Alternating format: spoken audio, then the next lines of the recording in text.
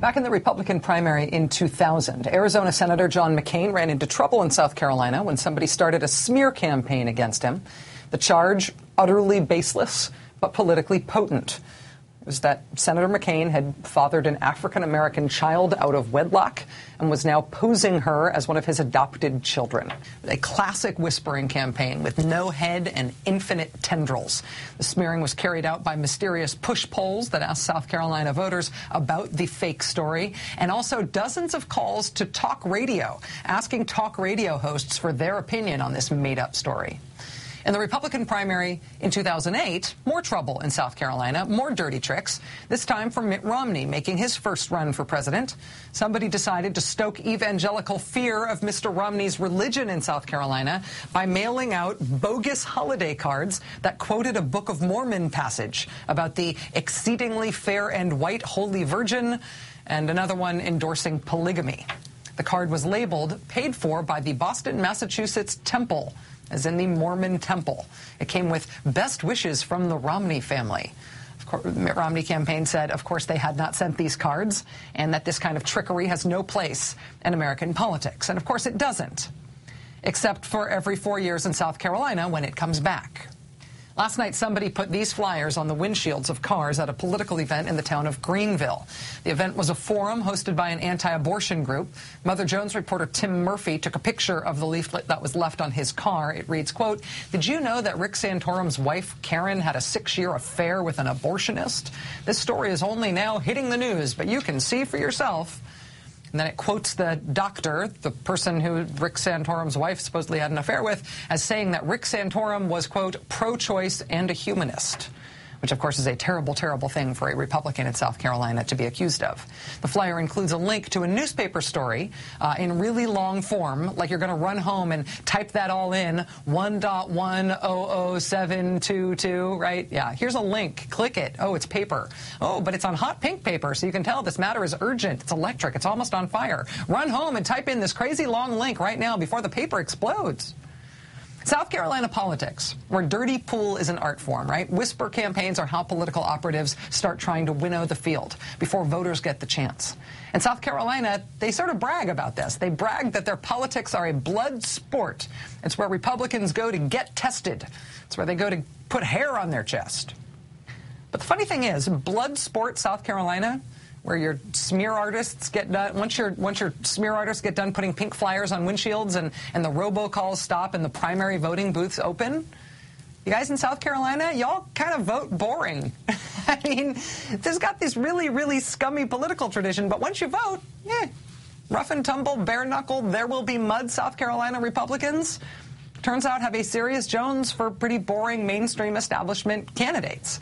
In 1980, South Carolina Republicans did pick Ronald Reagan, who, of course, went on to win the national nomination. In 1988, they picked George H.W. Bush, also the future nominee. In 1996, they picked eventual nominee Bob Dole, bless his heart.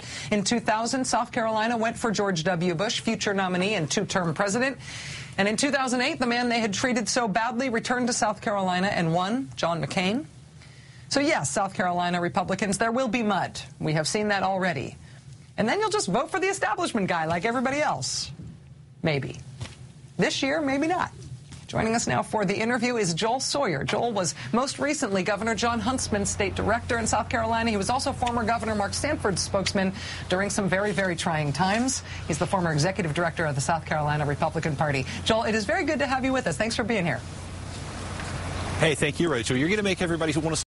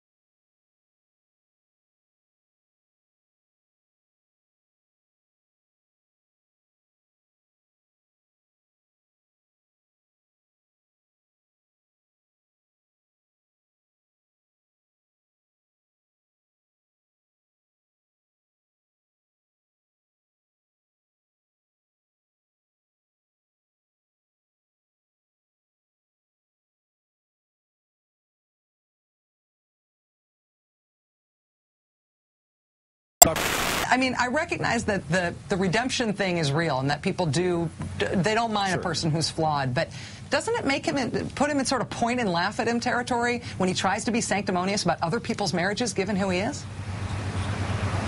Look, I think anytime you have had the history that he has had, and then you're saying the things that you are now, you open yourself up to criticism, and that's something that every voter is going to have to take into account. Whether the transformation, whether the redemption is real, or whether he's being hypocritical. That's something that every voter is going to have to render their own judgment on. Joe, let me just ask you, it seems like Mr. Gingrich is surging right now. If he ends up winning in South Carolina or coming in very close to Mr. Romney, what do you think that does? How do you think that inflects the campaign moving into Florida and moving on? How important do you think it would be? I think it'll make it really, really interesting. And, the conventional wisdom has been, if Romney won here, that it was going to be over. And I don't necessarily buy that conventional wisdom. I think it would have been true in years past, but here we have, in this election, something we've never had before, and that's the existence of super PACs. And so once you get into Florida, even if a campaign has no momentum and it's running on fumes, those super PACs can sustain that candidate's efforts far longer than a campaign could have sustained them on his own. So I think even if Romney wins here, we're going to have a campaign on into Florida, possibly beyond. Joel Sawyer, former director of John Huntsman's campaign in South Carolina, former executive director of the South Carolina Republican Party, and somebody who I really enjoy talking with. Joel, thank you for being with us tonight. It's really nice to have you here. Thank you, Rachel. Likewise. Thanks. All right. Absolutely. Right after this show, on The Last Word, Lawrence O'Donnell helps to break down tonight's Republican debate. Fresh and hot. Do not miss it. And here, the Republican chosen to respond to President Obama's State of the Union address and the angry mess in his hometown that he is thereby dragging into the national spotlight. This seriously is the best day in politics ever. More ahead.